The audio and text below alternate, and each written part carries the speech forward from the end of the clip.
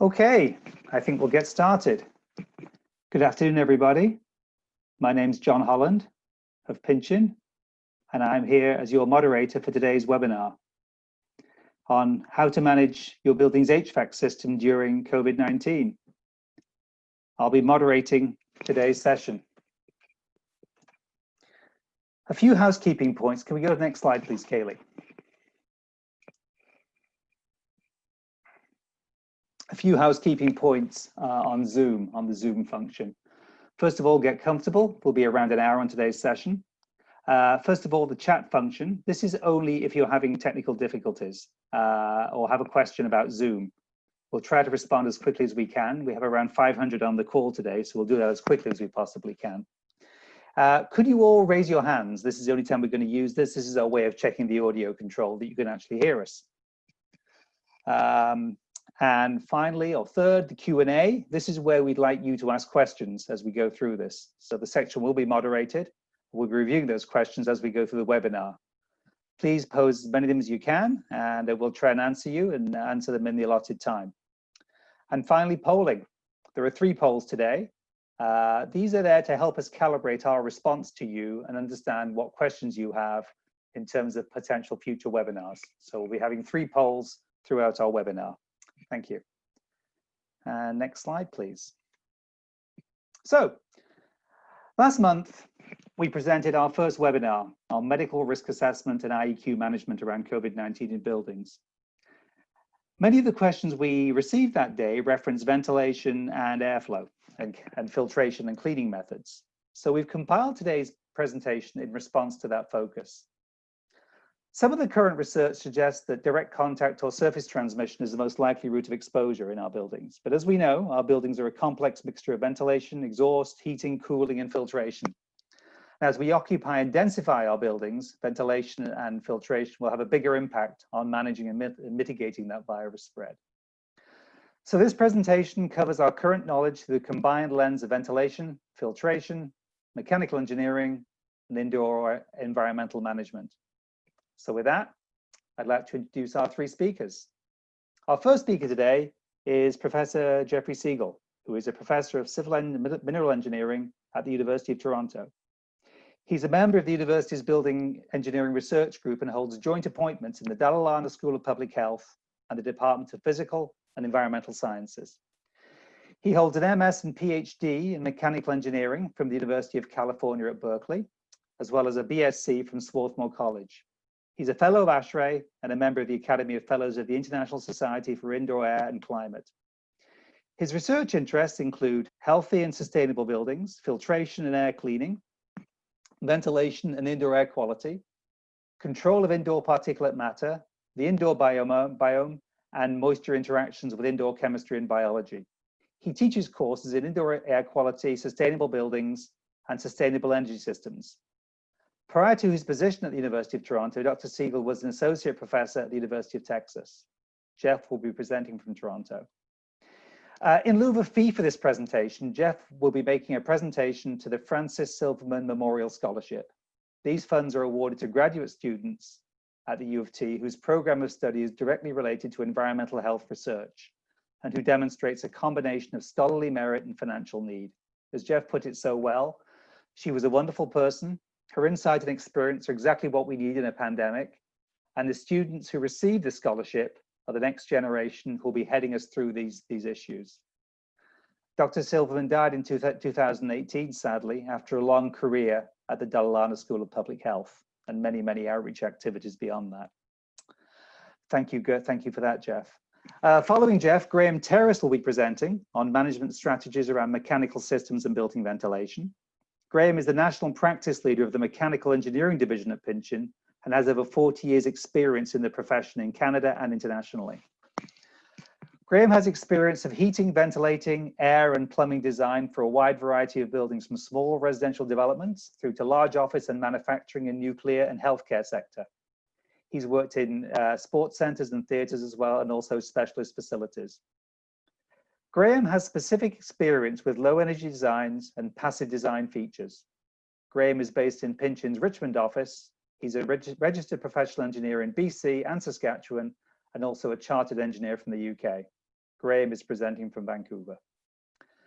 And following Graham, Steve Booth, who also presented at our last webinar, is presenting from Toronto.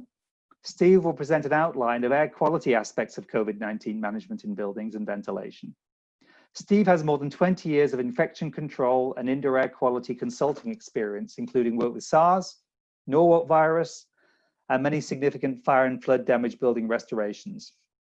Steve has a diploma in architectural technology and has developed standards for mold assessment, remediation, and indoor air quality in Ontario through his work with the Environmental Abatement Council of Ontario.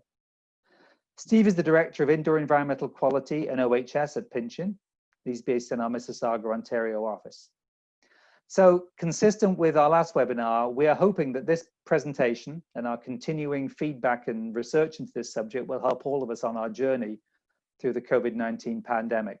And I hope that this is a service to all of you attending our webinar today. So I think we have a poll question coming up, and then we'll go to our first presenter, Kaylee. So, poll for all of you, these are interactive.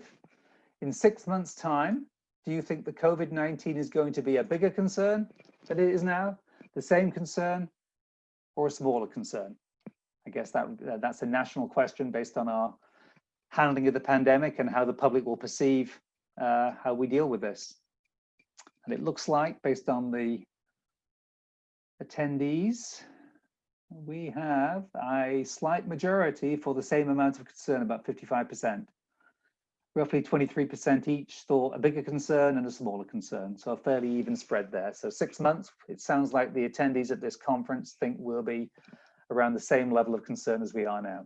So with that in mind, I think I'll pass the podium over to Jeffrey to make the first part of our presentation. Thank you, Jeff.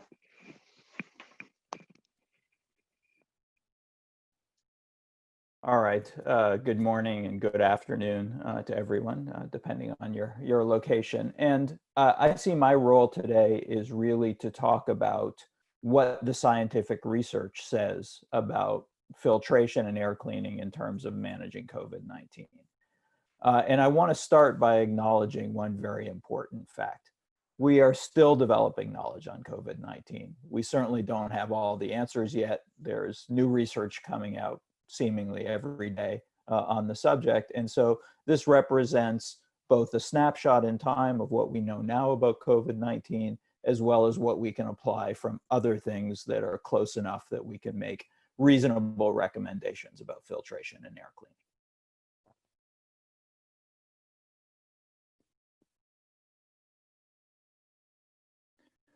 Okay, so if we start at the very beginning and talk about how is COVID-19 spread, John talked a little bit about this. We know that what's highlighted here in purple, close contact and indirect, have got a lot of attention. And I'm not going to address them at all, other than to say they're obviously important. And nothing I say should take away from that. They still are. We still have to think about physical distancing and surface cleaning. However, there are other areas that have not been as well addressed that I think we need to start thinking about much more seriously. And the one I'm going to talk mostly about today is the long-range transport. And there is emerging evidence that, especially indoors, particles that contain the SARS-CoV-2 virus can transport for long distances. And so I think that we have some evidence, and I think we're going to grow more over time. I'm not going to talk about it. It will be addressed later in the presentation, but another mode of contamination is fecal contamination. For example, the flushing of a toilet and the spreading of droplets that way. That is going to be addressed in the other presenters. I'm not, but I do want to highlight that it's somewhere that I also think we should be putting attention. So if we're going to talk about airborne transport, we better talk about what particle size. And the problem with a firm answer to that question is that it really depends. So for example, how is the particle generated? The source matters. So for example, if I were to cough or sneeze, it would be very different sized particles than if simply from talking or from breathing. And so we're seeing a variety of particles at the source. And not only that, they change over time, and they change very, very rapidly, typically less than a second. And so, for example, if you have a droplet from a sneeze that contains a virus, that droplet grows or shrinks depending on the surrounding relative humidity of the air. And there's some great research in the literature that shows both that happens very fast, and it can be important for things like how likely the virus is to subsequently infect someone if it's breathed in. The other comment about particle size that's important is that, you might have heard that the virus is in the neighborhood of about 100 to 150 microns, nanometers, in size. So it's quite small, but I'm not so sure that's relevant. The virus doesn't exist by itself very much, and it's in fact more vulnerable if it is by itself. It usually exists as part of a bigger droplet or as part of a particle that contains, let's say, some dust and a droplet and the virus together. And so very often we're talking about a bunch of different sizes depending on how the specific virus is existing in the space that you're in. And then there's this other issue, is that we're not just thinking about primary generation, we're also thinking about what I think of as secondary generation. So for example, someone could flush a toilet, there could be a bunch of particles that deposit on the surfaces of the bathroom that contain the virus, and then because of airflows or someone walking or someone wheeling a cleaning cart, you can cause those particles to spread to other spaces as well as become airborne. And just one article that I found quite interesting that's pictured here on the page, the author goes into great detail about how, for example, when someone sneezes in an indoor space, you can think of it as kind of like a coherent cloud of droplets that can move far beyond 2 meters. It's common numbers like 6, 7, 8, even longer meter distances that cloud moves containing virus-containing droplets. And so there is this open question about whether there is a big risk from COVID-19 being airborne, and there's a pretty healthy both scientific and medical debate on the subject. I guess I would say the proof is really in that if you go and look at the filters in buildings, as each of the 3 articles have done here, you can find viral RNA and DNA, depending on the virus, on the filters. And there's an open question about whether that can actually lead to infection, but what it does show conclusively is that the virus was in the air enough to make it to the filter. These range from public buildings. The paper in the middle was done in some military barracks, and the paper at the bottom was actually on aircraft. And I put an interesting point from the conclusion of that paper on the slide. And that is, they were looking at influenza and rhinovirus, which are not coronaviruses, but they do transport through some similar modes, for example, from coughing and sneezing and breathing. They found the RNA intact on the filter after long periods of time. And so this suggests that viruses really can be airborne, and they can likely maintain their infectivity for long periods of time. So even though articles like the ones I just showed you suggest that filters can remove particles that contain viruses, I don't want anyone to walk away from this presentation thinking that filters are a magic solution to our problem. Not to mention there are other modes of transmission beside airborne, but also there are fundamental processes. And this is how I've kind of structured the presentation. First, the virus has to get from the source, let's say the person who's emitting it, to the filter or the air cleaning approach. Once it's gotten to that device, the device actually has to remove it.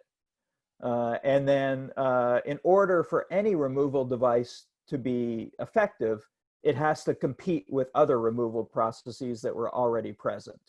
And so I'm going to go through each of these in a little bit more in detail, but my overall perspective is in the red box.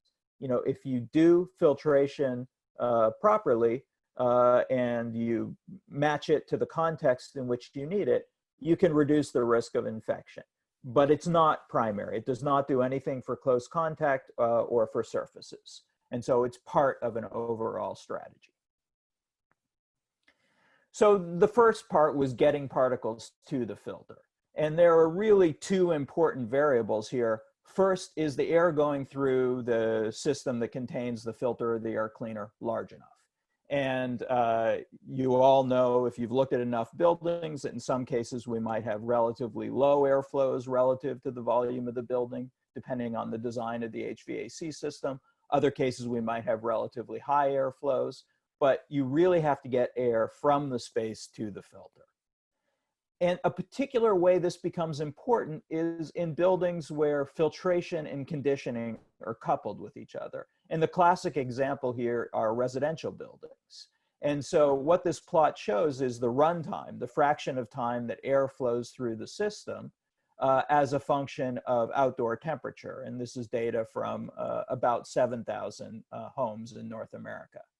And you can see that in this residential case, you know, the red line is the median. So about 18% of the time, air is going through the system and thereby through any filter that's installed. But 80+% of the time, it's not. And so this whole idea of conditioning and air cleaning being coupled can be really important, because we all know that even though this is for residential systems, in some commercial buildings, for example, there might be some rooftop units that are devoted just to conditioning and not to ventilation. And in that case, they might, it doesn't matter what filter they have in place unless air is going through them. So that's one important piece to focus on. And let's say you've got a good system with enough airflow and air is going, is getting to the filter. The next piece is you have to remove the particle. And this is data, these are for relatively small particles. And this shows the filter efficiency on the y-axis as a function of particle diameter. And these again are nanometer scale, or very, very small particles. And what you see, each of the colors here is from a different filter. And the filters are labeled according to their standard 52.2 test results. And that produces the MRV, the minimum efficiency reporting value. And I showed this figure for a couple of reasons. There's lots of filter efficiency curves in the literature. You'll find them with a lot of product literature. But I wanted to make two really important points. The first point is, if you have a low efficiency filter, you know, on the scale of particles we're looking at here, anything kind of MRV 11 or so below, you're going to get very low removal efficiencies for most of the particle sizes considered here, something like 20% or less. And so you really have to move to much higher levels of filtration before you see appreciable removal of some particles. And so that's why we're going to talk about specific MRV recommendations in a second, but why you tend to see numbers like MRV 13, 14, or higher in order to get effective removal. So filter efficiency matters, but there's another piece that's important here that is almost completely missed, and that's what I call in situ efficiency, or what's the efficiency actually in the building. So this is data, again, from residences, although there is similar data for commercial buildings out there. And this is the very same MRV 14 filter, and each different symbol is for a different home. And this is when the very same filter was brand new, and we tested the actual efficiency in each home. And what you can see here is in some homes, we've got a very high efficiency, 70% or so better at all of the particle sizes shown here. But in other cases, you've got a very low efficiency, at least for most submicron particles, below 10%. And there's a whole range in between. And the interesting thing here is the black line that you can see is from the ASHRAE standard efficiency. And you can see that most of the homes are not achieving that level of efficiency. And so I'm going to talk a little bit about why this is in a second, but the point I want to make right now is part of my hesitation about suggesting a specific MRV level is it's not just the efficiency of the filter as it's tested in a laboratory, it's what you're actually getting in your building that's important. And one of the big factors is bypass. So some air does not go through the filter, it goes around the filter. And that can be because of big gaps in the filter bank, but it can also be because of the small gaps around the filter. And so that can be an important factor that tends to degrade efficiency. And it has this kind of feed forward effect that the bigger the pressure drop of the filter, the more air that bypasses the filter. And so if you have a very high efficiency filter with a high pressure drop, bypass becomes a much more serious problem. And there's been some research on this that shows that, small gaps, you get a small but noticeable decrease in efficiency. Once you get to larger gaps, you can really compromise the efficiency of the filter. And so I always say this is a good reason to pay attention to not just what filter you're using, but how it's installed. There's another problem that also hasn't gotten a lot of attention is filters change in performance as they age. Most of our high efficiency filters that we use in the commercial marketplace in North America are what are called electret filters. They decline in performance as they age. These are data from a commercial building in Finland. The squares up at the top are this filter when it was new, quite a good filter, relatively high efficiency. It was designed for a year of operation, but after 9 months, these triangles at the bottom were how the filter was performing. And so what's happening here is that the filter is declining in performance as it ages, and this is well known. There's several papers in the literature on this phenomena. But it does suggest that even when a filter is new, even if it's giving you the performance in your building that you want, it needs to be maintained, changed, to avoid this type of big decline in efficiency. And for the record, in some buildings, this decline is very small. In others, it's quite large. So it's very kind of building dependent, and the science is still a little bit murky on some of the factors. So we don't know ahead of time if this is going to be a big issue in a given building. The other reason I wanted to show this picture was there's been a lot of discussion about N95 masks in general. One of the layers in a typical N95 mask is an electret media filter. And so some of the concerns around mask reuse, for example, are these same performance degradations that you see here in HVAC filters. And this filter aging shows up in a lot. Again, this is back to residential buildings, but it's a relatively large sample of buildings. And what you see here is the lighter color boxes are filters when they're new, and the darker color boxes are filters when they're used. And any of the filters with an E after their name are the electret media filters. And you can see very clearly that there's, on average, a decline in performance as filters age. Again, we can't say whether that decline is going to be very large or very small because it's very building and context dependent, but it is a real phenomena that does show up. So far I've been talking most about HVAC filters. I wanted to make a few comments about portable air cleaners, both to set up some of the discussion that's coming with the other speakers, but also to make some comments about them in general. So just like with HVAC filters, you can get a bunch of different types of portable air cleaners with different efficiencies and different performance. We tend to report, or the manufacturer tends to report, something called the clean air delivery rate, which is essentially the volume of clean air that's delivered, or the flow rate times the efficiency. And I wanted to show this plot for two reasons. The first reason is that you can see numbers like the IG1 and the IG2. Those are ion generators. They have a very low clean air delivery rate, at least the units we tested. And you can see things like HEPA filters and electrostatic precipitators have much higher clean air delivery rates. So that's one point, is that you really have to pick the CADR that you need for the space. But the second point is, just like with HVAC filters, there's a lot of issues with portable air cleaners. The four big ones are bypass again. Not all the air necessarily goes through the filter. Some of it can go around the filter, and that's happening in some of the filters in this picture. There's also something called short circuiting, where the air exiting the air cleaner goes back into the inlet, some fraction of it. So it kind of very effectively cleans the air right around the portable air cleaner, but not more broadly in the room. Resuspension has been noted for some air cleaners, particularly those that have high velocity near the floor. So the action of the portable air cleaner can actually kick up some of the particles and droplets that are on the floor. And some air cleaners, particularly those that use an electronic means of removing particles, can generate ozone. And ozone is a respiratory irritant and generally something we should be cautious about in buildings.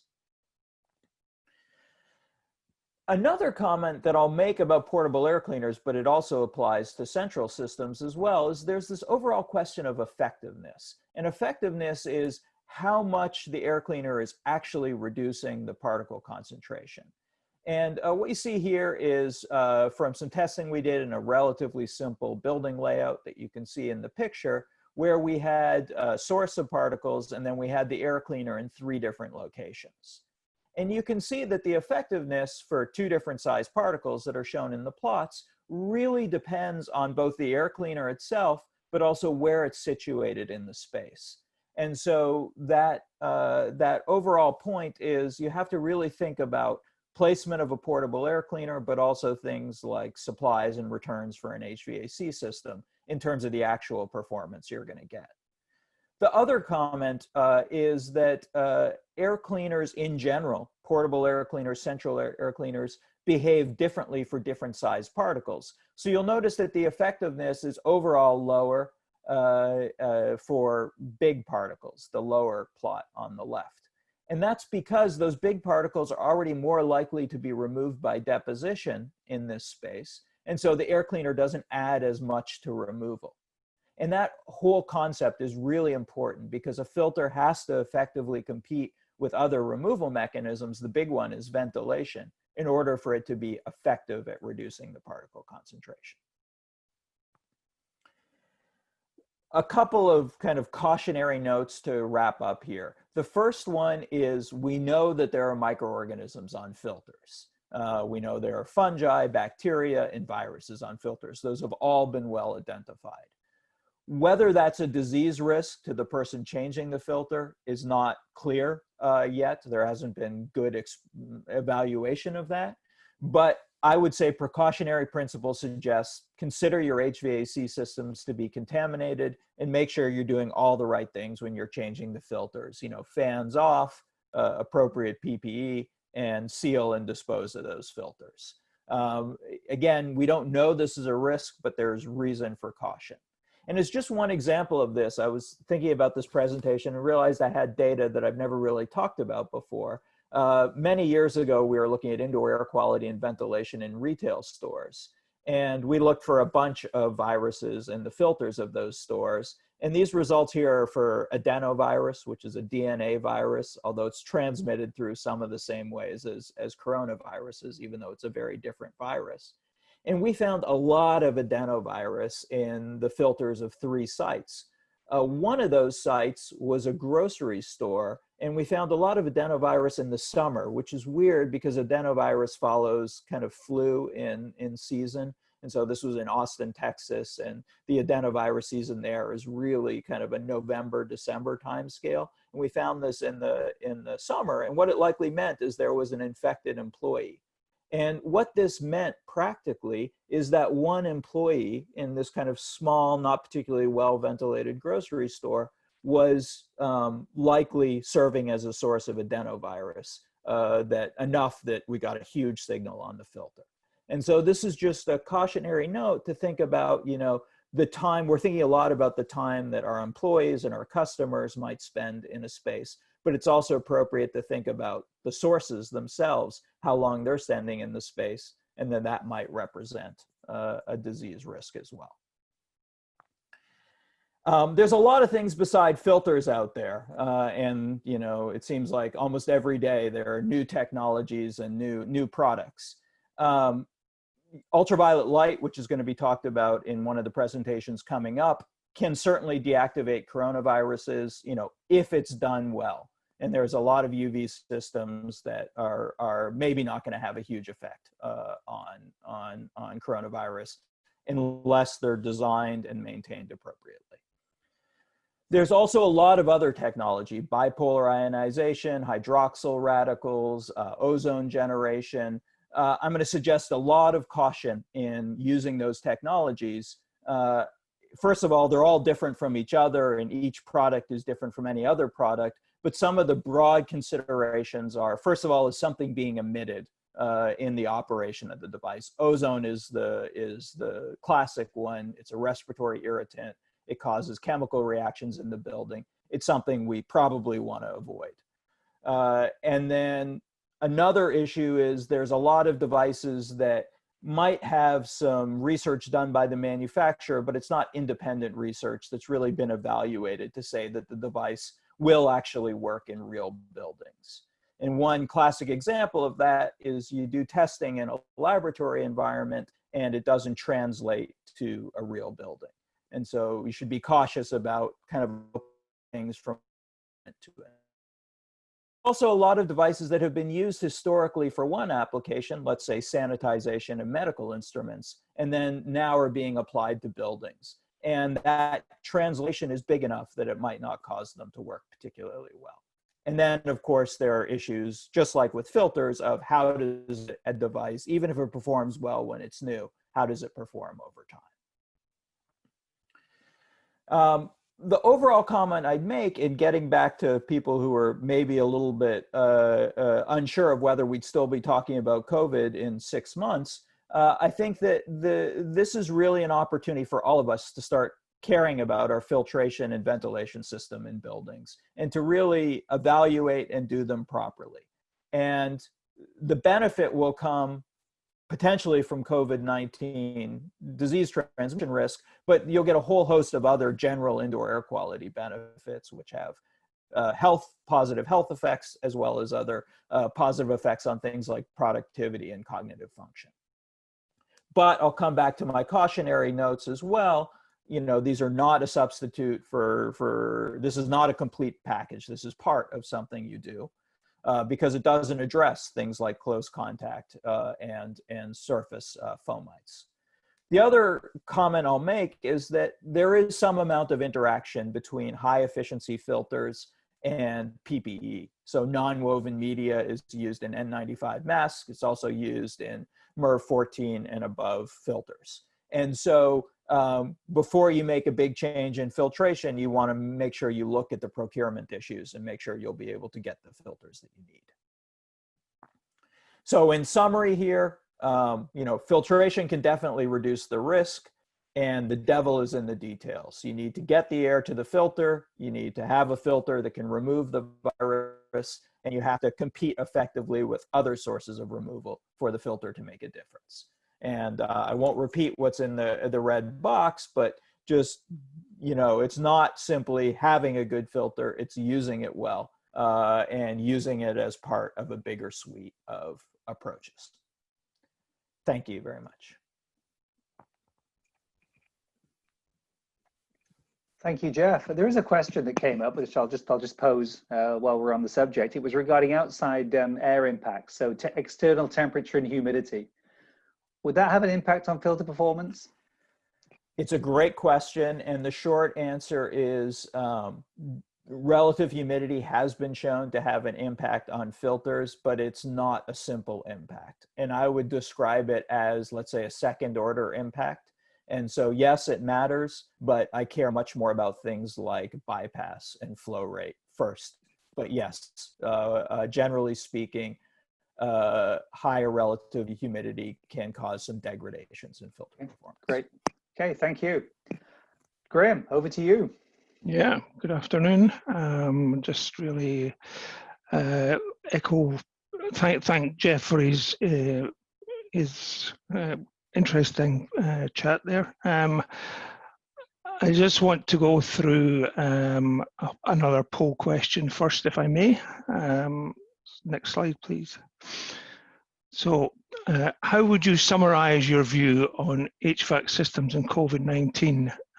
Do you think there's too much confusing information? Do you think there's not enough information? I'm confident I know the basics, or I don't think it's a major issue. So we'll see how that goes. By the way, as you'll see, I'm Scottish. I'm going to do the presentation in English because we can't do any subtitles at the moment. So I'll try and speak slowly and keep you informed. So, yeah, not enough information seems to be the winner, but too much confused information is there too. So hopefully we can perhaps clear some of it up today. But as Jeff says, the things change all the time with this COVID-19, and the more information we have, the more we seem to change things. So moving on to the next slide.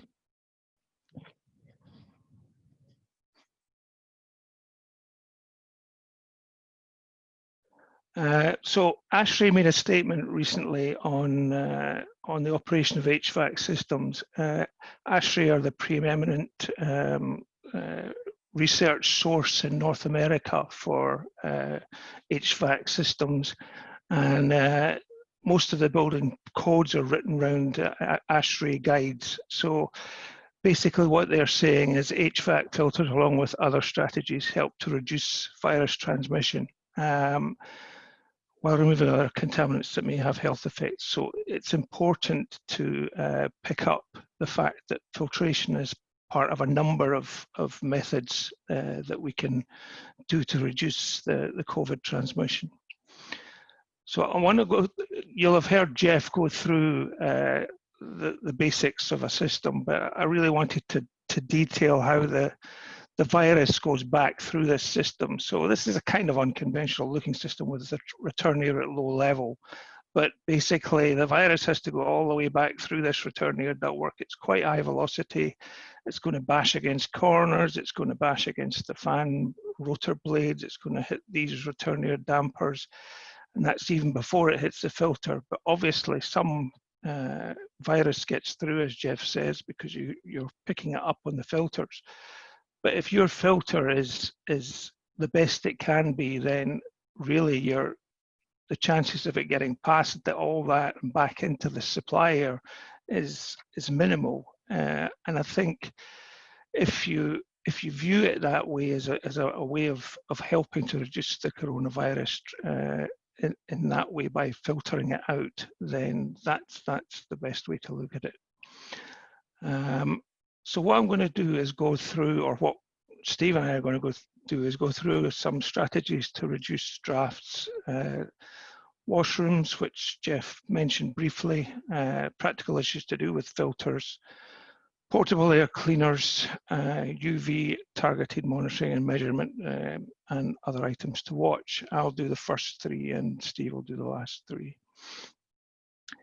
So an air system is designed to avoid drafts.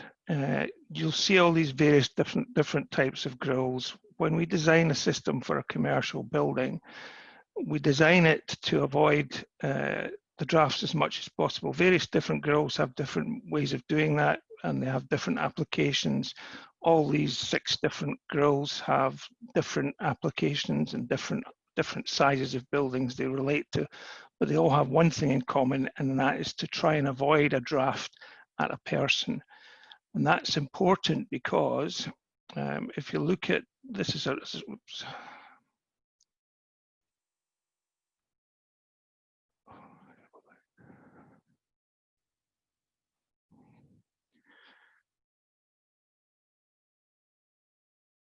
I need trying to go back, sorry. There we go.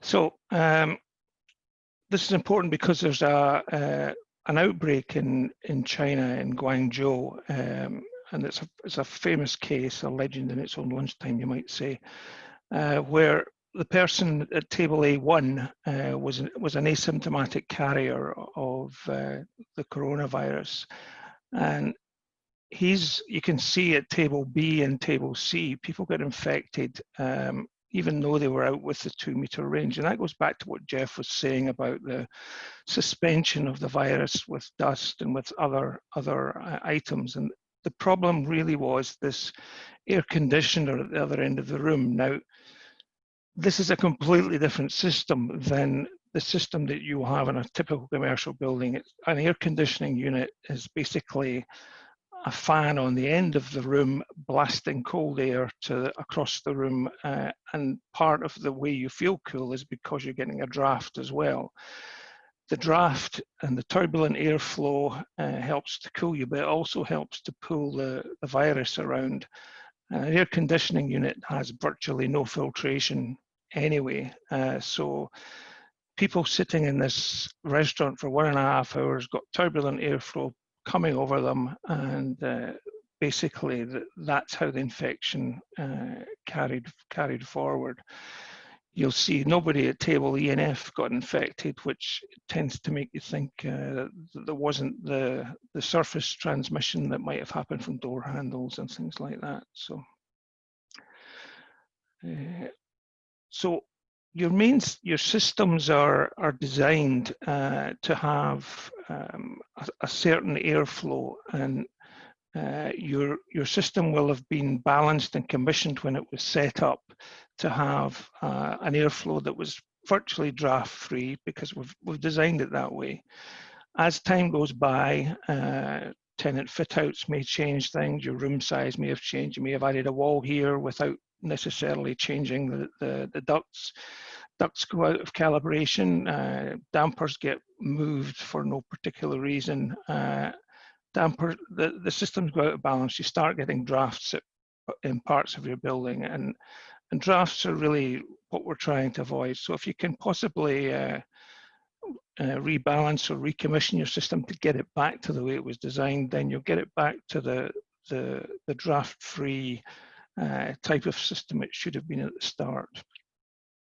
Another couple of things to think about is less occupancy with your returning workforce is going to mean you're going to have less cooling load in your space. If you have less cooling load, perhaps even the restaurant application where you have the wall-mounted air conditioning unit, you can reduce that air conditioning unit to low speed rather than having it running at high speed, and therefore the drafts come down. Your fresh air load, you really want to decouple your demand control ventilation, because the more fresh air you have coming into your building, climate conditions permitting, the better it is. So if you've got less people in your building, don't reduce your airflow, your fresh airflow accordingly. If your fresh airflow was okay for the building before, it will be okay for the building with less people in it, but the people in it will feel fresher, the virus will be diluted, the air will be diluted. Another thing to think about is some nighttime flushing of your building. Obviously, you'll have cleaners going in there after your workforce have left.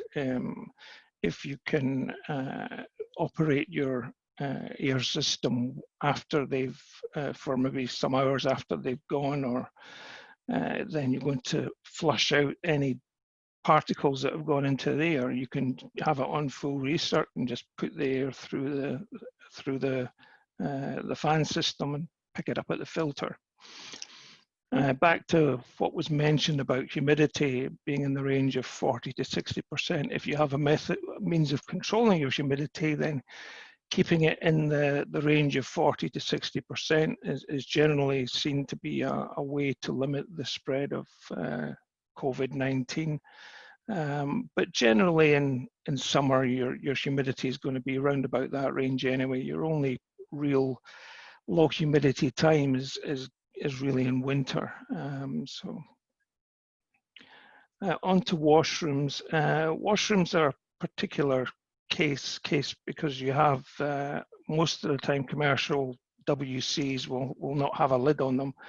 I know everyone puts their lid down at home, but in commercial they don't tend to have lids in the first place. So when you flush, this aerosol goes into the air, and we really have to get rid of that as much as possible. So what you'll see in a lot of buildings now is every alternate cubicle is being closed off to keep the physical distancing, but washrooms generally have a good air change rate, around about 6 air changes an hour. If you can keep that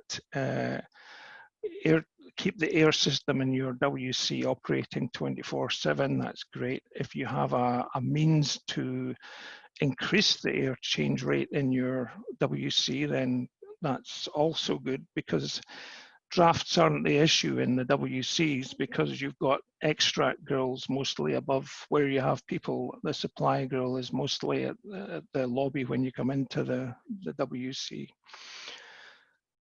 On to the next slide. So when you're talking about filters, generally when you move from a MERV 10 to a MERV 13, you have you don't tend to need to change the frame size. What you need, sometimes you will, but obviously, but it's only a small increase in frame size. They're all physically look similar. What you also want to be sure is gasket the filter correctly. You make sure it sits in the frame properly. As Jeff was saying, you're losing the efficiency of your filter as soon as you lose the integrity of the frame it sits in. Fan pressure drop can be a problem, but you do have a fan pressure drop.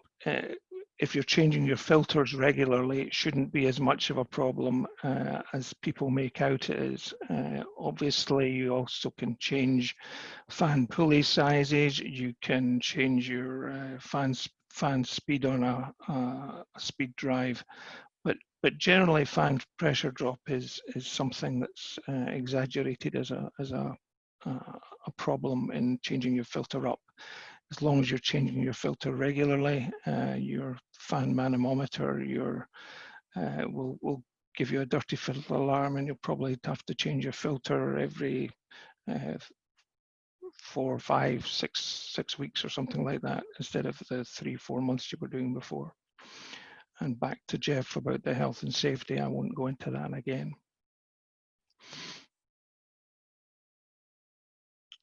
And that's my side of it. One question for you from the audience. I'll just jump in with Graham. A couple of people have mentioned that humidity control 40 to 60 will be a challenge in some older buildings. What can we do in the absence of systems to meet that 40 to 60? Is there an artificial way of maintaining that? Well, as I said, in summer, you shouldn't really be having an issue with low humidity in any case. Your problem comes in winter. You might be able to put in a portable humidifier or something like that. But if you don't have humidity control on your system, then that's really the only option you've got, or pushing more fresh air in. Okay, thank you. Over to Steve. Thank you, Graham. Okay, thanks, Graham and John. I think I have a poll to kick off with. Kaylee, you're going to do the slides, okay? So, do you plan on making any changes to your building's HVAC system during COVID-19? If yes, how? Upgrading to MERV 13 or higher, rebalancing, recommissioning, installing UV treatment, real-time monitoring of air quality parameters, or other?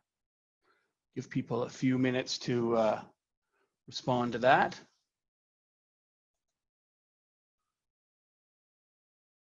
All right, Kaylee, do you want to? So most people are looking at upgrading to MERV 13 or higher filters, so that's great. And you know, the next highest, I guess, are some people looking at rebalancing. And maybe the key here is that, you know, it might be a combination of things and not just the filtration side of things. That's key here. So we'll move forward. Kaylee, next slide.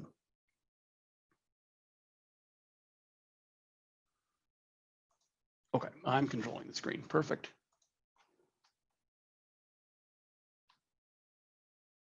So I'm going to start off with a little bit about portable air cleaners, and portable air cleaners sort of come in two flavors.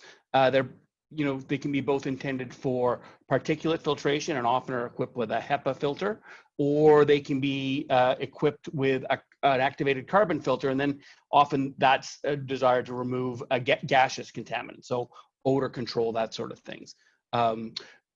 The AHM provides a rating system, particularly for units that are sold residentially, and that provides a clean air delivery rate. And as Jeff talked about, that clean air delivery rate varies depending on particle size. So the residential units are sold with a small particulate or a smoke rating size, a medium size particulate, and a large particulate. So pollen being the medium and dust being a large. So anywhere between, so a filter can have portable air cleaner can have a significantly different clean air delivery rate depending on the particle size that you're looking at filtering out. I think it's important, one of the aspects Jeff talked about was, you can't have air bypassing the filter. When we see portable air filtration units being brought out to sites for things like asbestos abatement or mold control and to clean the air in those situations, when those are getting moved through the building to one location to the next, it's very easy for the HEPA filters to get jostled and become displaced in the filter frame. So testing the integrity of those filters is an important part of making sure they work once they're installed. And in general, it's worthwhile thinking that the higher that clean air delivery rate is, the bigger that number is, the faster these units will filter your room. So, we're trying to think about where we might want to install these things and then some of the issues that arise from installing in those kinds of locations. So we had a client that was pretty interested in thinking, well, I got very little air ventilation in my elevators. I could somehow install a portable air filter in the elevator. Or, we might bring more people into a boardroom space, and, frequently they have poor ventilation for the number of occupants to begin with. And then again, in the washroom space, we might want to increase. The problem is when we're bringing those filters in, there can be a high degree of air movement on the outlet of those filtrations. So in those small spaces, are we creating a draft that's creating a bigger problem by moving the particles further than they would from our social distancing requirements? So it has to be looked at very carefully where those portable filters might be used. It's important that we have the filters, as Jeff talked about, work best when they're close to the source of the particulate generation. So that means we're going to have to put these portable air cleaners where the people are in the building. And we might want to consider them in these spaces that have marginal ventilation already. When we're thinking about how many filters we need, targeting that 10 to 12 air changes per hour, we know from the abatement industry, from fire and smoke, odor control, that those kind of air changes help to mitigate problems in those situations. So probably a reasonable range to put them in if you're going to install them. And so the calculation is the room volume divided by the desired air changes per hour times 60 to give you how many CFM you need to actually clean the room at that air changes. So a pretty straightforward calculation. If you have air infiltration from other sources, that could potentially make it more difficult for the filtration to work because you're not working in a closed system. We have to be concerned about drafts caused by those filters. We have to be concerned about noise of these filters. So when you're moving large volumes of air through these filters, they can be quite loud. So you've got that in an area where you need to concentrate on work. That might be quite difficult. And we need to be maintaining them. So who's going to change those filters? What PPE are they going to use when they change those filters? Those considerations need to be made. Next, we'll take a quick overview of UV treatment. And really, there are three kinds of UV treatment that commonly get used. So there's an upper room disinfection, and that's commonly used in healthcare facilities and in some food preparation facilities. And it essentially shines a UV light in the upper portion of the room, and then there's air movement from the lower space into the upper space through the disinfection zone. It's probably not something we're going to see used commonly in commercial buildings. And then we have probably the most common that we've seen are UV lights installed in fan chambers to shine on the coils to prevent microbial growth. These are designed to treat that purpose, and the air moves by them pretty quickly. So we're not likely to see a lot of air disinfection of any kind of virus through those kind of systems. But there are systems that are designed to go in the duct, and they're designed to make sure that the light is bright enough in the duct, so a powerful enough light source, energy source, and that the contact time as the particle moves down the ductwork is long enough that it's able to be inactivated by the UV light treatment. So those are the three basic kinds. So as a sort of a tale of caution, we worked with a building owner a couple of years ago on the installation of a UV system where the UV installer promised, reductions in total airborne or total fungal particulate, viable fungal particulate, and airborne bacteria concentrations. And when we did testing in the building before they engaged the system and after they turned the system on, we saw, no real change in those airborne bacteria concentrations before and after. In fact, in some cases it was higher. In most cases, though, the numbers were within the margin of error and within the range of the sampling equipment. So, it can vary quite a bit at any point in time. So we saw no significant benefit to the UV in that particular case. So that's something to consider. I think they can work, but I really think they have to be designed properly and installed well and maintained well. And if you're planning on doing it for a longer purpose, that's great. But if the idea is to install it as a COVID solution, your time frame may be too short to have that designed and installed properly. On the next slide, we're starting to look at ways to provide some occupant confidence in the building and in the air quality in the building. And we're looking at means to continuously monitor things like the ventilation rate. So, it's possible now to get quite accurate and quite low cost real-time sensors for carbon dioxide, temperature, and relative humidity, and then monitor those through a wireless system that can provide continuous feedback to the building operators and to the people and to the building occupants. We can also do similar things where we've upgraded filters and we don't have a way to measure that pressure drop. We can look at installing relatively low-cost wireless pressure differential sensors that can provide that feedback real time to the building operators. And then I think it's important to look at when we've upgraded these filters, with a particulate counter, we could look at how they're working in the building. So are they seated properly? And we can identify gaps, openings, and problems that may be allowing air to bypass the filter.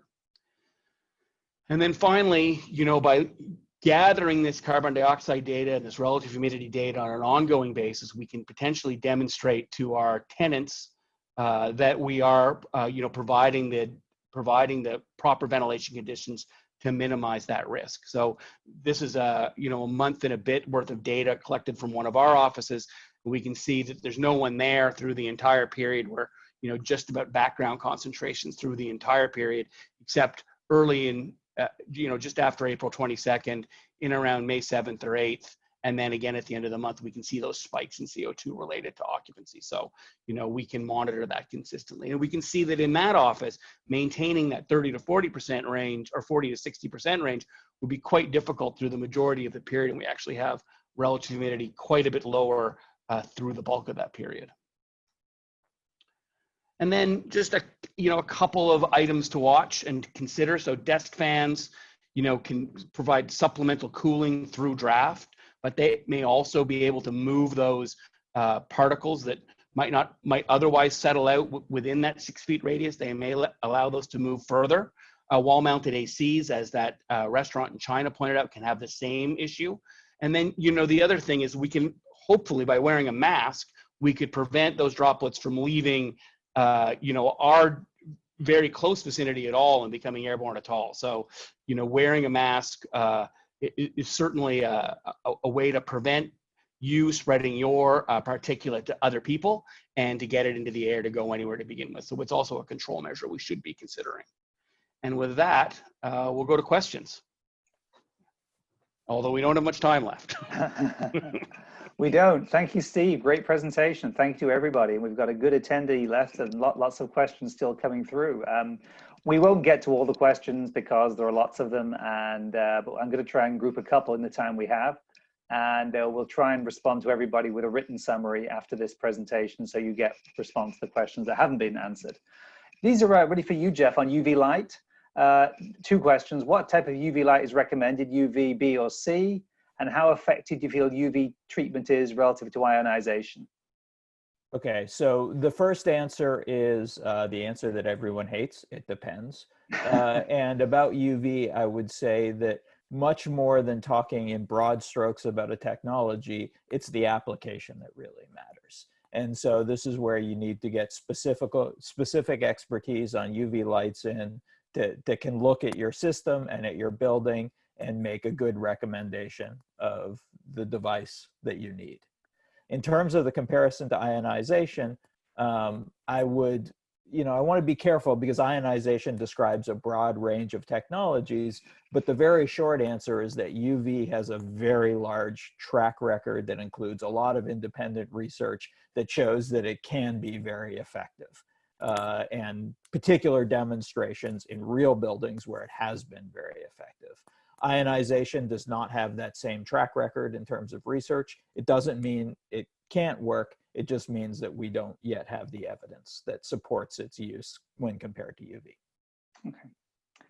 Thank you, Jeff. Question for you, Steve. Any testing specific to COVID in indoor air quality, or if there is a test case positive in a building? So 2 questions there. Have we done any experience of testing specifically for COVID? And if we haven't, what would the recommendation be?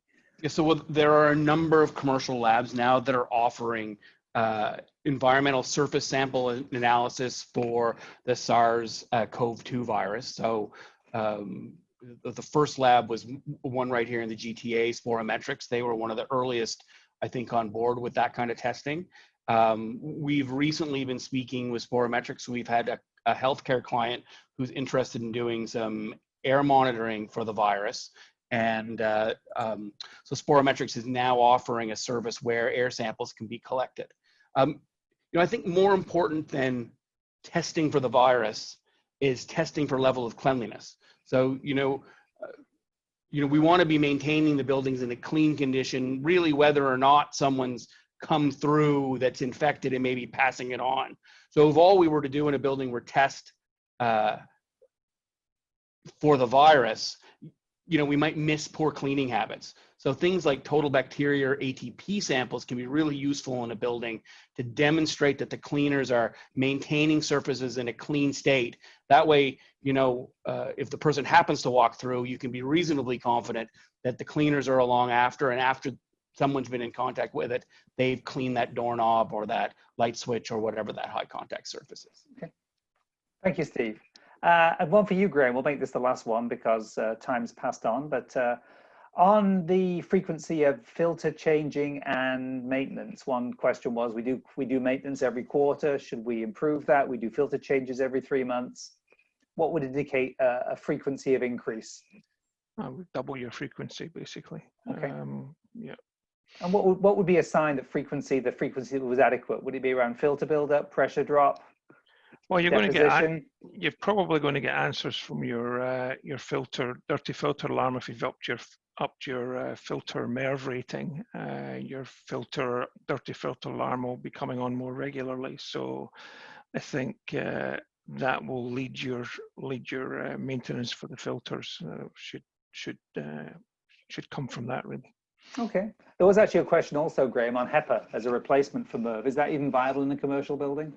Nah, I wouldn't think. I would leave that to Jeff, but I wouldn't think so. It's a very deep filter, and it's unlikely to fit within an existing frame size, I would think so. Jeff? Yeah, I would add to that I would much rather people use a high MERV filter and install it well than try and do a whole lot of system upgrades to try and accommodate a HEPA filter. Okay. I think that's a much better way of looking at it. You could have a HEPA filter with a ton of bypass and you'd be wasting your effort. So I'd much rather that you do a regular filter properly. Okay. All right. Well, I think we're over time there, and we've got a lot of people still on, almost 300 people. So big thanks to all of you for being part of our presentation, and a big thanks to my speakers for doing the presentations again. This is a process we go through. We gather data, we assemble it, we try and teach it in a cohesive way so that you, our community, gain benefit from this. We do intend continuing these webinars. If you have suggestions, you will be getting a poll after this to give you feedback on the presentation. If there's more topics you'd like to see, we'll try and present them, and we'll try and get back to you. We will get back to you with the answers that we didn't answer live. And a big thank you to the presenters, the organizers, to all of you, and I wish you good luck and a safe journey as we go through this collective COVID crisis together. Thank you very much. Bye, everyone.